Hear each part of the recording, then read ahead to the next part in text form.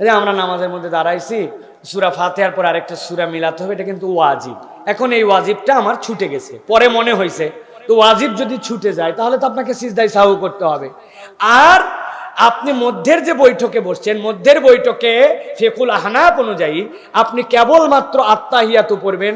আত্তাহিয়াতুর পরে যদি আল্লাহুম্মা সাল্লি আলা সাইয়্যিদিনা মুহাম্মদ, আল্লাহুম্মা সাল্লি আলা মুহাম্মদ ওয়া আলা আলি মুহাম্মদ এই পর্যন্ত যদি পড়ে ফেলেন, আপনি তাহলে একটা ভুল করেছেন, কেননা এই বৈঠকে আপনার দরুদ শরীফ নাই, আপনি পড়ে ফেলছেন, এটাও আপনার একটা অপরাধ হয়েছে নামাজের মধ্যে। এখন দুই অপরাধ আপনার একত্রিত হয়েছে।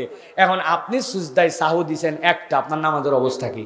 প্রিয় ভাইরা, শরীয়ত এক্ষেত্রে আমাদের জন্য বলতেছে সাজদাতানি লিজামিই শাহওয়াতিন।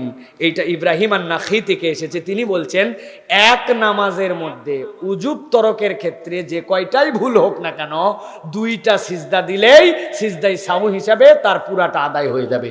মানে প্রত্যেক ভুলের জন্য দুইটা দুইটা দুইটা করে মারা লাগবে, এরকম কোন সিস্টেম নাই। সিজদায়ে সাহু তাহলে হবে কয়টা? দুইটা। ভুল হলে সিজদায়ে সাহু হবে কয়টা? দুইটা। কিন্তু এক্ষেত্রে একটা জিনিস মনে রাখতে হবে, ওয়াজিব ছুটে গেলে সিজদায়ে সাহু, কিন্তু ফরজ ছুটে গেলে সিজদায়ে সাহু দিয়ে নামাজ ঠিক করা যায় না, নামাজই তখন বাতিল হয়ে যাবে। আপনি নামাজে দাঁড়ায় মনেই নাই যে আপনি সূরা ফাতিহা পড়ছেন কি পড়েন নাই, সূরা ফাতিহাই পড়েন নাই, শেষে আপনি সালাম ফেরানোর আগে দুইটা সিজদায়ে সাহু দিচ্ছেন, নামাজ হবে না। কারণ ফরজ ছুটে গেলে আপনার নামাজ বাতিল হয়ে গেছে। আর এক নামাজের মধ্যে আপনার ভুল যে কয়টাই হোক, আপনাকে সিজদায়ে সাহু দিতে হবে।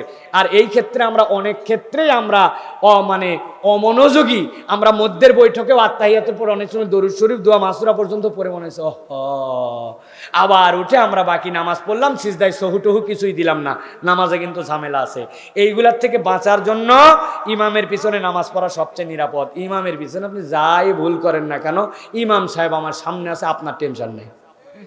আলহামদুলিল্লাহ বলেন, এটা আল্লাহ রাব্বুল আমিনের পক্ষ থেকে নিয়ামত। অতএব আপনি ইমামের পিছনে যাই পড়ছেন, একটু কম বেশি হয়েছে, ভুল হয়েছে, আপনার সমস্যা নাই। আবার ইমামের যদি ভুল হয়, আপনার ভুল না হলেও সকলেরই সিজদা মারা লাগবে, এর নাম ইমাম। সুতরাং ব্যক্তিগত নামাজের ক্ষেত্রে কয়েকটা ওয়াজিব ছুটে গেলেও একটা যদি সুজদা দেন, আপনার নামাজ আদায় হয়ে যাবে। আশা করি আপনার উত্তর পেয়েছেন।